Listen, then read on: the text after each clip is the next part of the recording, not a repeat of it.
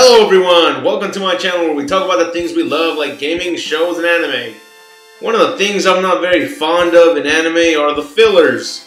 But I gotta say that after looking back at all the fillers from the Dragon Ball Z Namek Saga, I found many of them to actually be great. That doesn't mean there aren't any bad ones, but today I will show you 10 of the best fillers that we appreciated the most for making the saga of the Namek Saga be better than just adding additional dialogue or taking up space. But before we begin, I want to give a shout out to Robbie Constantine. Thank you for tuning into my channel, bro. Continue handling those demons and take it easy with those smokes. I'm kidding. Keep being awesome, mate. Now, let's begin. Number 10. Bulma, Blueberry, and Raspberry. This was probably not one of your favorites, but I enjoyed it because every time we were showed Bulma, she was just doing nothing or run away from something. But here, we see her take responsibility and outsmart two of Frieza's henchmen, Blueberry and Raspberry. Yeah, sure as hell didn't take much thought onto their names, right? I bet that's why they paired these two together, just for their fruity names. Anyways, I like that Bulma uses them to get the Dragon Ball back and use the giant crab to take them down. We always knew that she's a really smart girl, but we never knew or have we ever seen her trick an enemy to take down another threat. Very smart and cool. Number 9. Ginyu member corpses. This was a short clip, but still very cool.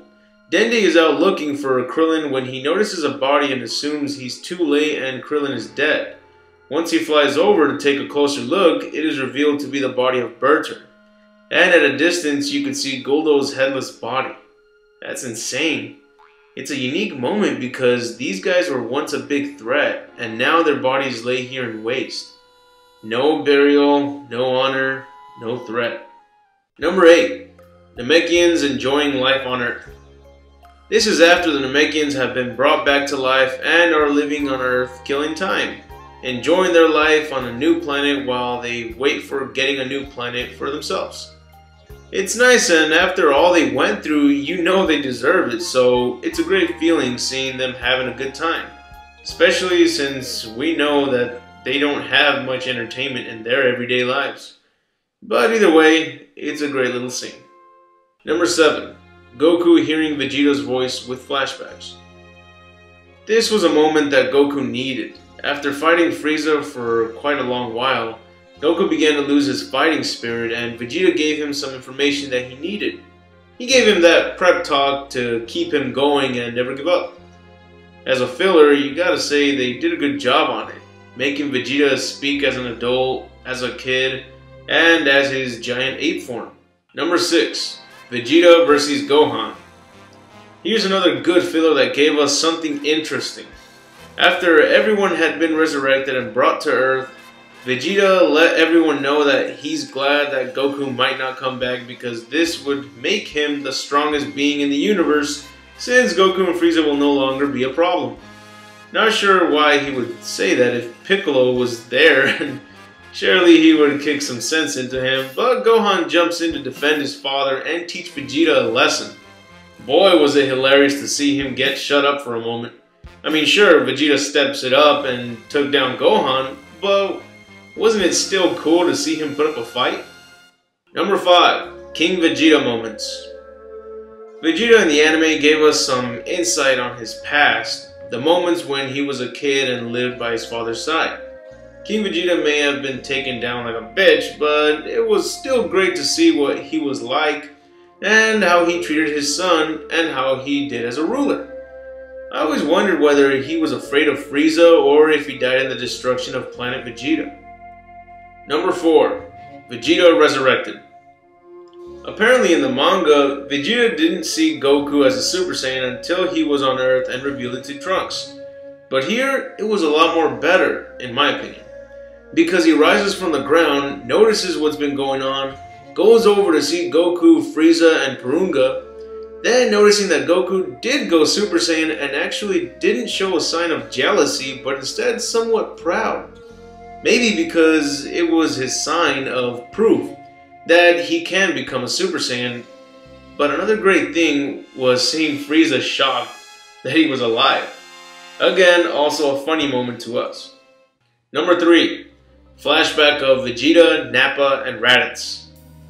This was another great flashback of Vegeta's, and definitely a better one because here we get to see what it was like for him when he rolled with his crew, being Nappa and Raditz. Now we barely got any insight on the life of Raditz, so it was great seeing him one last time. Apparently, Nappa heard of the real reasons to what destroyed planet Vegeta, including that Frieza killed his father. But Vegeta didn't care about it. All he cared about was to be a ruler of the universe. Also, we noticed that compared to Nappa and Raditz, Vegeta is the patient one. Funny, because now it's Vegeta that's the impatient one of the Z Fighters. Number 2. Bulma, Krillin, and Gohan's adventures towards Namek. Honestly, I actually enjoyed these episodes. To most of you, I'm sure you're all saying that they were a complete waste of time, and yes, it's true, it was. But it could have been worse. They could have been completely boring like the Garlic Jr. saga, but for me, it felt like Adventures of Indiana Jones. Think about it. They get attacked by a spaceship and it's full of booby traps. They capture Bulma and they fight their way to being accepted as good guys. Then they go to a planet where they have to go through many obstacles to get the Dragon Balls, and it's one big adventure. Too bad GT couldn't pull it off like this. Number 1. Ginyu Force versus Yamcha, Tien, and Chaozu. This was most definitely the best filler in the Namek saga. My favorite part of the Namek saga was when the Ginyu Force took on Vegeta, Krillin, and Gohan. So when they were brought back to take on Yamcha, Tien, and Chaozu, I was like, alright, finally we get to see these guys do something other than watch King Kai looking all nervous. Also, we get to see if their training pulled off. And it did. But one thing I did like before they fought was that the Ginyu Force acknowledged that they were in a really small planet and their power might be different. So they tested out their abilities to confirm whether they are still the same or have been weakened by it. Then once they begin to fight, we get to see some of their special moves performed, like Tien's cloning jutsu, the multi-form ability. The Ginyu Force performs some of their special moves as well, and then the fight just keeps us surprised till the end. The Ginyu Force gets taken down with a pathetic move by Yamcha, Tien, and Chaozu, but it's still a great fight. And this lets us know that these guys have furtherly surpassed the powers of the Ginyu Force. That's it for today's top 10 list. I hope you enjoyed the video. If so, put a thumbs up. And if there are any other videos you would love to request, please let me know in the comments. Also, post up any comments, funny ones or whatever ones you can think of. I put the best comments up in my videos when I see some really good ones. And if you want to see more of my videos, be sure to hit that subscribe button. It really helps me out a lot.